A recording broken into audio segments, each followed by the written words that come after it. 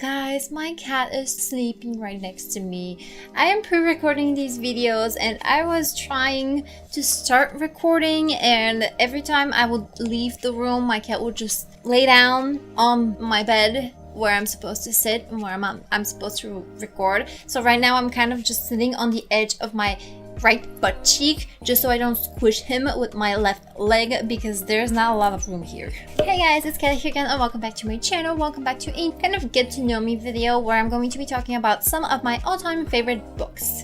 I actually did not prepare for this video, so I am going to be showing covers somewhere on the screen. I don't know where, but I kind of didn't want to get up and take all of the books with me, so we're just gonna have to deal with that. The first book I'm going to be talking about is the first book in a series that I forgot the author of once again, because I always do, because it's such a generic name that I never remember it. Where's the name of the author? Robert Jordan. It's Robert Jordan. Doesn't that sound like two first names mixed together? Well, I don't know why I can't remember it. Okay, so the first book that I'm going to be talking about is called The Wheel of Time. No, sorry. The series is called The Wheel of Time, and the book I'm going to be talking about is The Eye of the World, which is the first installation in a very long book series. And I only read 3 books so far.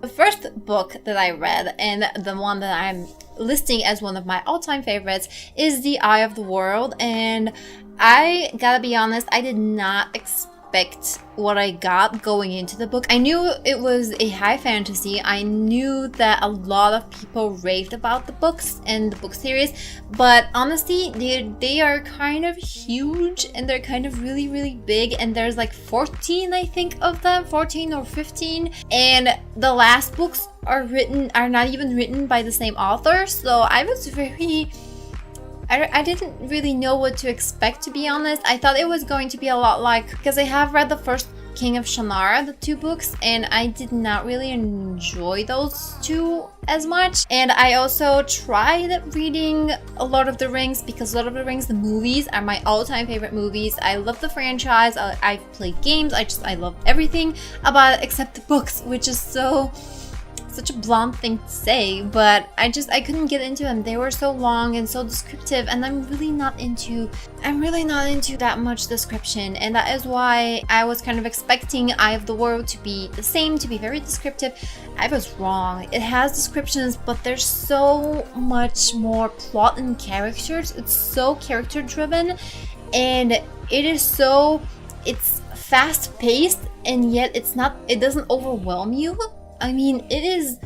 I did not expect to love it quite as much as I did. I'm not gonna say much about the book because I don't want to spoil anything, but it is a high fantasy. You have a few people. One of them ends up realizing that he's actually a lot more special than he ever thought. He comes from a small village. He has a handful of friends that turn out to also be quite as special, and they all venture out on a journey to, well, basically save the world. You know, it sounds very generic, but trust me, it's not. The second book that I'm going to be talking about is called Red Rising by Pierce Brown. It is a relatively new book, and I read it just a few months ago actually, but I am still listing it as one of my favorites because I was, again, completely mind blown by this book. I was in a reading slump for a very long time, and we're talking years, and I found it very hard to read just any kind of book. I really didn't know what kind of books I liked and what kind of books I enjoyed. Sorry, I'm just checking my time because my camera cuts out every 10 minutes. But I didn't know what books I wanted to read. I didn't exactly know what I enjoyed. So I grabbed this book because my grandma basically gave it to me. She read it. She said it was great. My grandma reads a lot. She reads a lot of sci-fi and fantasy. So if you want recommendations, she's the person to go to. But she gave it to me, and she gave it to my dad, and he said that it sounded too teen and he's not gonna read it. So I grabbed it and I read it, and let me tell you, it is not teen at all. And it is, I don't even know if it's considered YA. I don't think it's a young adult. Honestly, it's a bit more gruesome for me personally to be a YA book, but it's not that gory, but it does have its moments, you know. Our main character, Darrow, who lives on Mars. Humanity has now moved on Mars. Everyone is divided into color sections, and Darrow is the lowest of low. He's a rusty red. He is a miner. I mean, he mines. He's not a miner. Well, he's 17, so I guess that makes him a miner. So I wasn't wrong. He's a miner, and he sets upon a journey to fix the world because humanity is really it's not in a good place, and he is the one who is going to fix it. The next book that I'm going to be talking about is kind of a weird book. It is called, and my cat just purred right next to me. So the next book I'm going to talk about is called Don't Touch This Book, and it is by Jan van Helsing. I think that's how you pronounce it. And it is a weird book to be on this list, I'm not gonna lie, but hopefully this will help you understand why it's on it.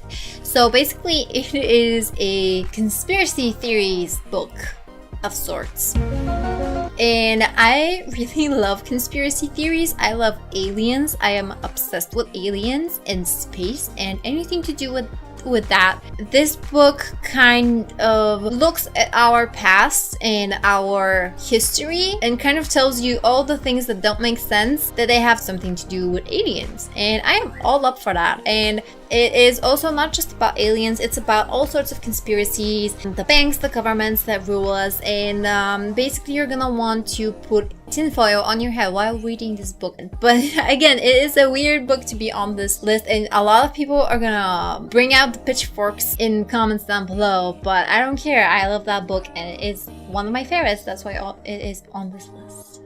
The next book I'm going to be talking about is one that I read pretty recently. Again, it is Genesis, I think it's pronounced in English, or by Bernard Beckett. And I heard about this book from G from Book Roast, so thank you G for recommending it. I absolutely loved it. Again, I cannot say much about it in case I spoil it, and I don't want to spoil it. So I am going to say that it is a very light read. It is fast to read, it is small, it is 100 pages, and if you like philosophy debates about what makes us human, and if you like science fiction, then definitely go read it. You're not gonna regret it. Okay? Okay.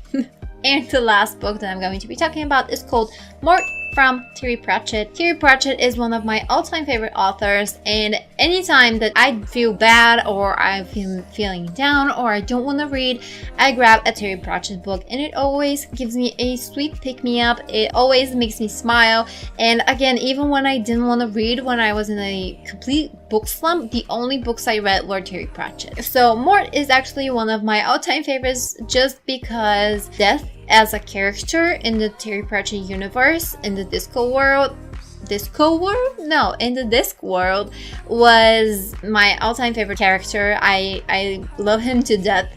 And he loves cats, and he is basically my alter ego. What the book is about is Death acquiring an apprentice, and that apprentice's name is Mort. It takes you through a somewhat of a journey of where he started and how he ended up as Death's apprentice. So that is definitely one of my favorite books from Terry Pratchett. I've read a few. My dad has read all of them. We have this huge collection of all of the books that ever came out from Terry Pratchett. He is a huge fan, and for now, Mort has been my favorite that I've read so far from him. Well, that's everything for this video, guys. Thank you guys so much for watching. I'll see you in the next one. Bye!